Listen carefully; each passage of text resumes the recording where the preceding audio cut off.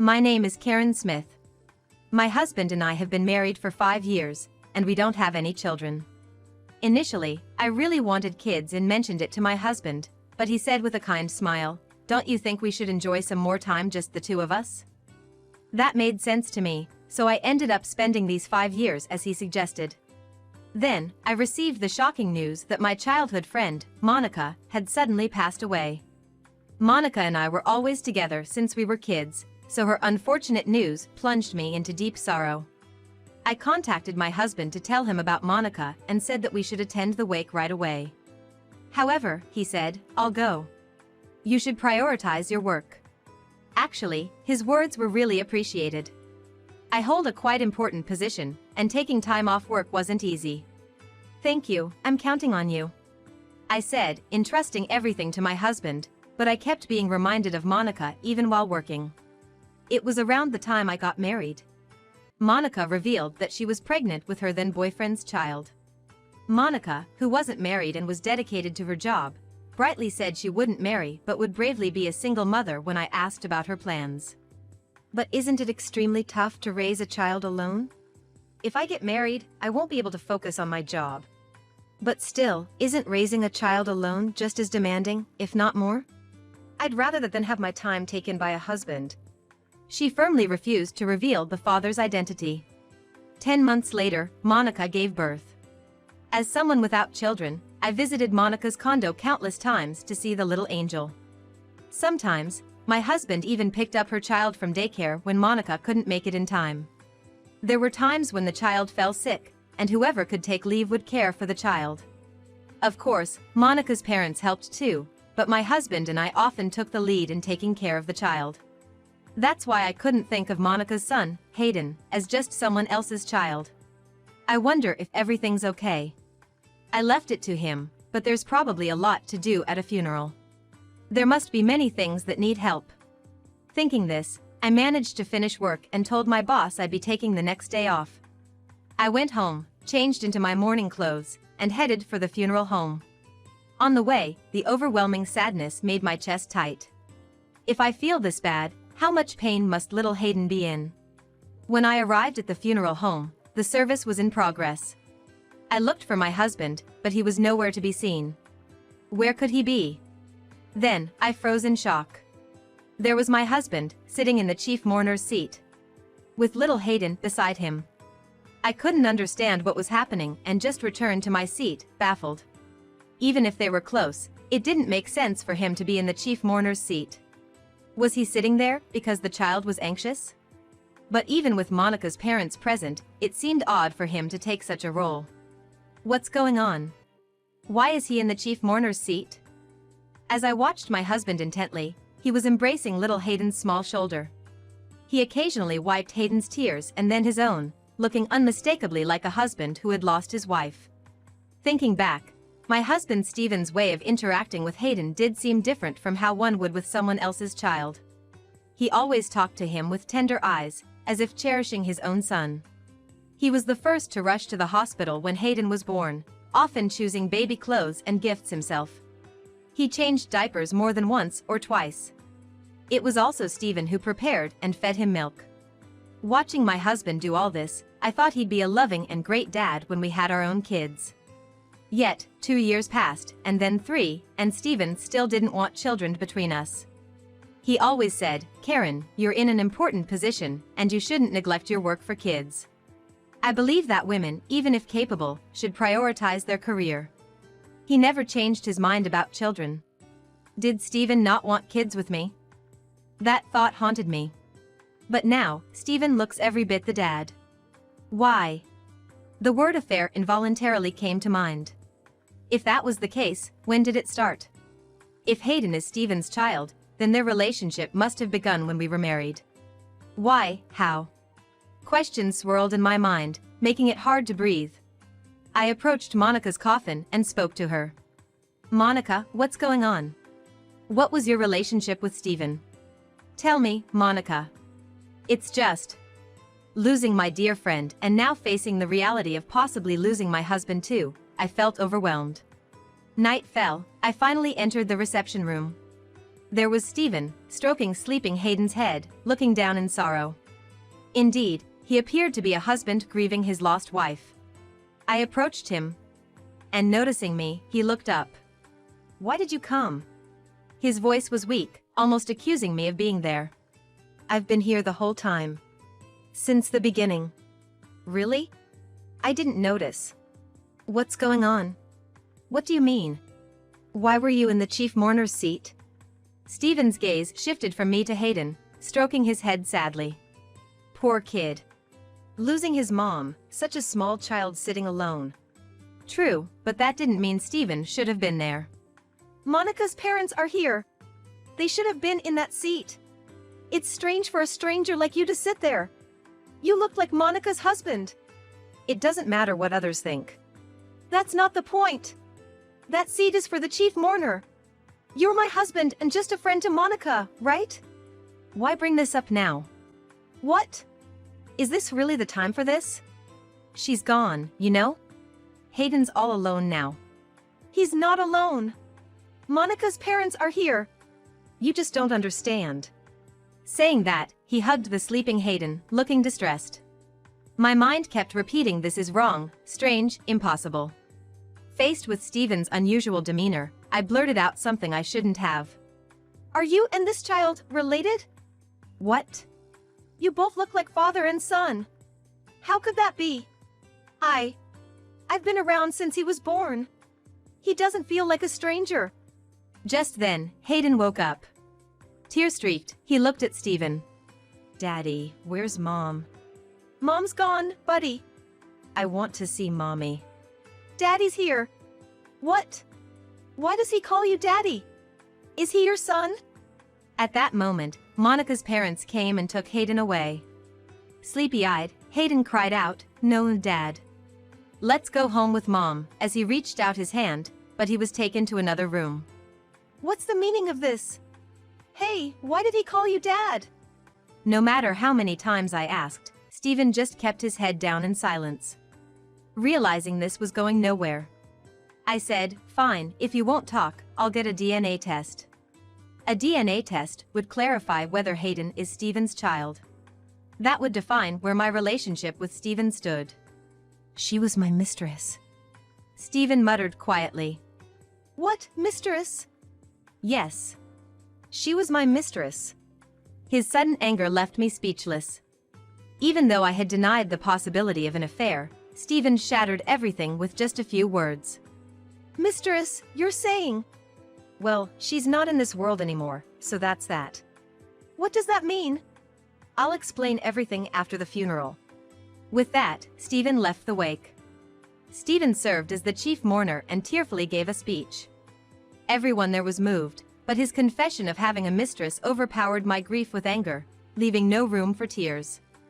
After everything ended, I returned home first. I sat on the sofa, still in my mourning clothes.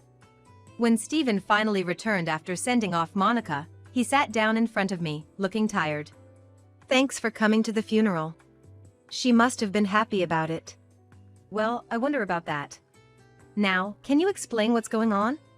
"Yeah, as I said yesterday, she was my mistress. That's all there is to it." "Since when? When did you start this affair?" 6 years ago. 6 years ago?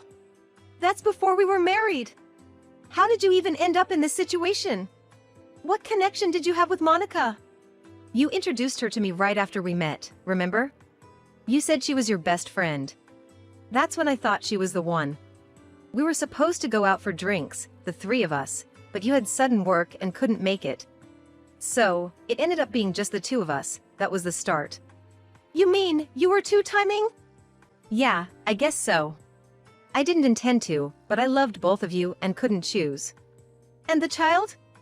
Who's Hayden's father?" "He's my son." "Your son? Monica and your child?" "Yes, that's right." "Why didn't you marry her?" "I proposed to her before I proposed to you, but she turned me down. She didn't want to get married. That's why I married you. But it was after we got married that I found out Hayden was on the way." "So that means—" "Yes, I thought if she was going to have my child, I'd marry her. I wanted to tell you everything. But she said she couldn't do that to you, so there was nothing I could do. And that's why you were so fond of Hayden? Yeah. He's cute. He's my own child, so of course I love him more than anyone. That's why I told you I was working late, but I was actually visiting her. So Hayden thinks you're his dad? Yes, I've acknowledged him legally. How could you? So you didn't want children with me because of Hayden? Yes, exactly. I was paying child support for him every month. I couldn't afford to have another child. I'm sorry, but I just thought we didn't need kids. Sorry, it doesn't cut it. You've made 2 women unhappy. You can't just say sorry. I agree. So, what are you going to do now? Nothing will change for me. Not change? Even if you don't change, I can't just carry on like this. What do you mean? After finding out about this, I've been betrayed since before our marriage. I can't just continue being your wife, especially knowing you didn't want children with me because you had a child with someone else. It's despicable. Whatever you say, I'm the one at fault. I know that. We're getting a divorce. I can't even think about staying married to you. Get out. Get out. Of course. Leave and live as his father. Monica didn't want that. Whatever Monica wanted doesn't matter. It's about whether I can forgive you. Who could forgive this? But if I leave, I have nowhere to go. That's not my problem. You've had your way with 2 women. It's about time you suffered a little. You have no idea how much I've suffered these past 2 days. I don't even want to see your face anymore.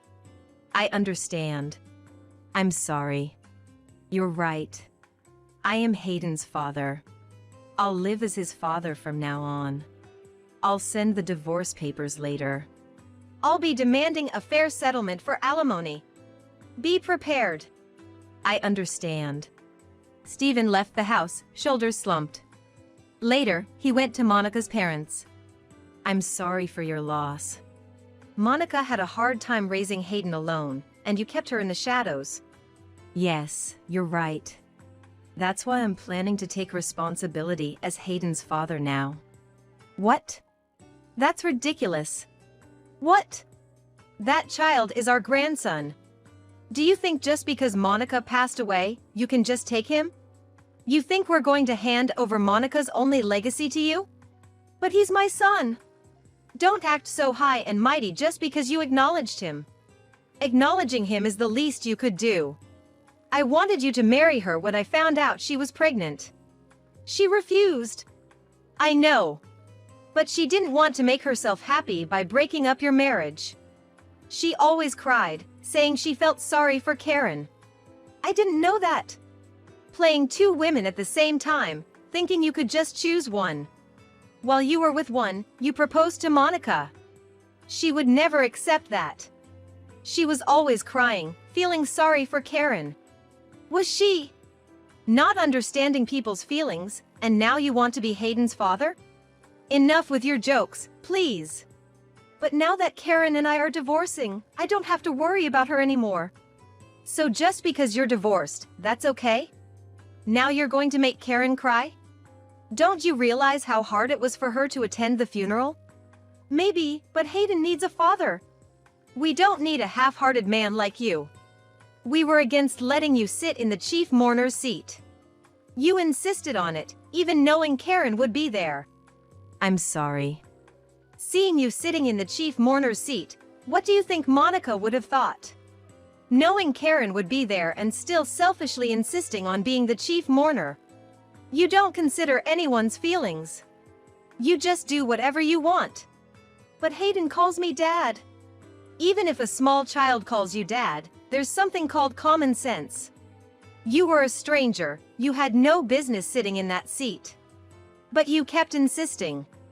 Imagine how hard it was for us, losing our daughter and dealing with your stubbornness. I'm sorry. I thought I was doing the right thing. No, you weren't thinking of what was right, just being selfish.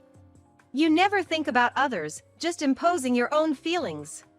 We can't trust Hayden with someone like you. We'll raise him. Just send the child support every month until he graduates from college.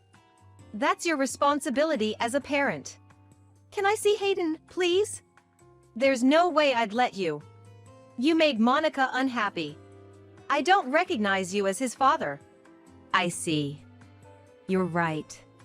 Maybe I did make her unhappy. Not maybe, you did. Understood. I have one thing to ask. What is it? Did you really love Monica? Of course. I would have married her if I could. I see. Then show that love in action. In action? She struggled on her own without asking anyone for help. Balancing work and child-rearing was tough, and sure, she leaned on you and your wife's support occasionally. But what was even harder was the money. Raising a child alone costs a lot. Yet she never once asked her parents for help, working tirelessly, sparing no time for rest. That strain is what took her from this world. Was that the case? But I was paying child support every month. That wasn't nearly enough. She ended up in debt without us knowing. She was struggling that much. That debt will now fall on Hayden. What? He can just renounce the inheritance, can't he? How could you suggest such a shameful thing? If you renounce the inheritance, it would be a disgrace to Monica. If you truly loved her, you couldn't say that. Right. If you had lived together, none of this would have happened. Yes, you're right. So you need to pay off the debt left to Hayden. What? Not what? Of course, you should. You've had your fun, now it's time to pay your dues. Yes, you're right. I understand. So, how much is the debt? I don't know. She's gone, so we have to ask the lenders. Right. Calling this number should tell you. They handed me the consumer loan company's number. Stephen promised to pay off the debt and left Monica's parents' house. Later, he called the loan company to express his desire to repay Monica's debt. After hearing the total amount, Stephen called me, shocked. What? I've already signed and submitted the divorce papers. No, it's not about that. It's about Monica. What about Monica? She had debt. Really? Why? Her mother said it was for raising the child. I see. If we don't do anything, the debt will pass on to Hayden, so I've decided to pay it. Right. As his father, it's only natural. Yeah. The amount is just exorbitant. Exorbitant? How much? $160,000. $160,000? Why so much? I wondered why it was so high and asked what it was for. But they said they couldn't disclose it to anyone but the person involved. Well, that makes sense.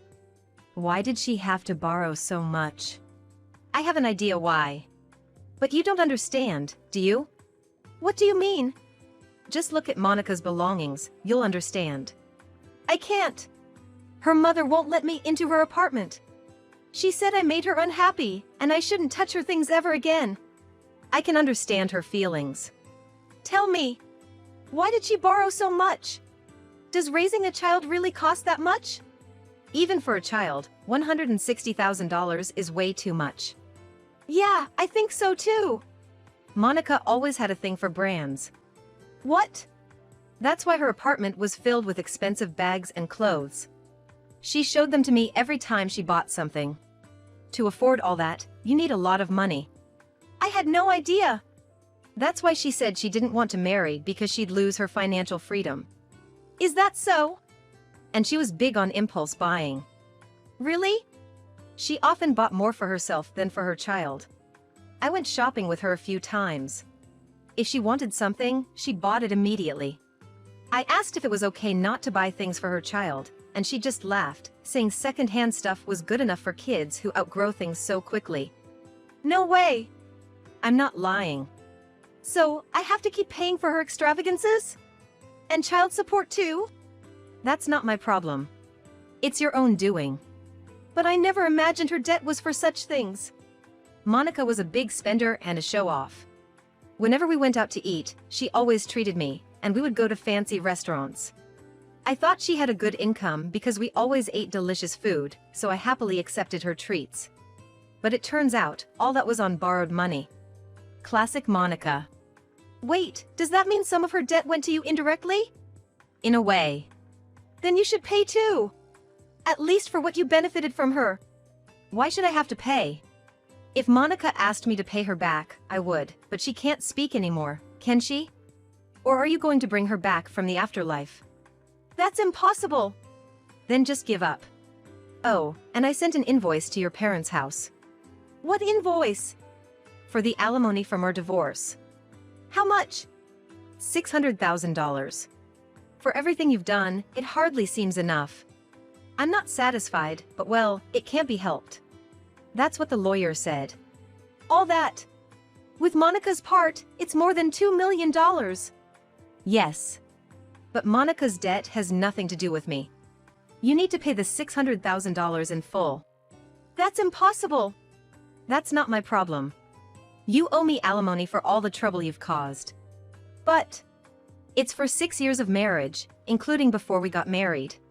Honestly, I should be asking for double. That's ridiculous. Then I should have stayed married to you. What? Too late for that. If we didn't divorce, there'd be no alimony, and we could have paid off the debt together. What are you talking about? I told you earlier. I've already submitted the divorce papers. That means you and I are officially strangers now. So, could you please stop contacting me? Don't say that. We could remarry, right? Don't joke around. You've done enough, now suffer the consequences. Karen! Karen, please help me! Hearing Steven's pitiful voice, I finally felt satisfied hanging up the phone. Well, what happened next? To pay me in full, Steven also went through a consumer loan company and borrowed $60,000. He thought borrowing from a bank would be better, but with the $160,000 he had to repay, the total amount becoming $220,000 didn't seem much different to him. As a result, he ended up with a debt of $220,000, plus a monthly child support payment of $1,000. He considered moving back to his parents' house to save on living expenses. But his parents wouldn't have it. They were furious that he had not taken responsibility for his secret child and caused me, his lawful wife, so much pain. He tried to take responsibility, but Monica's parents had refused him, and his parents didn't believe such a thing could happen. To cut down on his living expenses, he moved into a small, affordable studio apartment for around $400 a month. After moving, Steven contacted me. Hey, I managed to rent a decent place. Want to come see? A studio apartment, huh? Well, that's probably just right for a single guy. But I didn't need to see it to know that next door was a cemetery. Which explained the low rent. So, he started living there, seemingly content. Besides his day job, he took on a night shift and worked extra on weekends. It turns out he hardly ever spends time in his apartment due to his busy schedule. Even with the cemetery next door, it didn't seem to bother him. When I saw him recently, he was terribly thin, a shadow of the man he used to be. I even jokingly asked if he was haunted.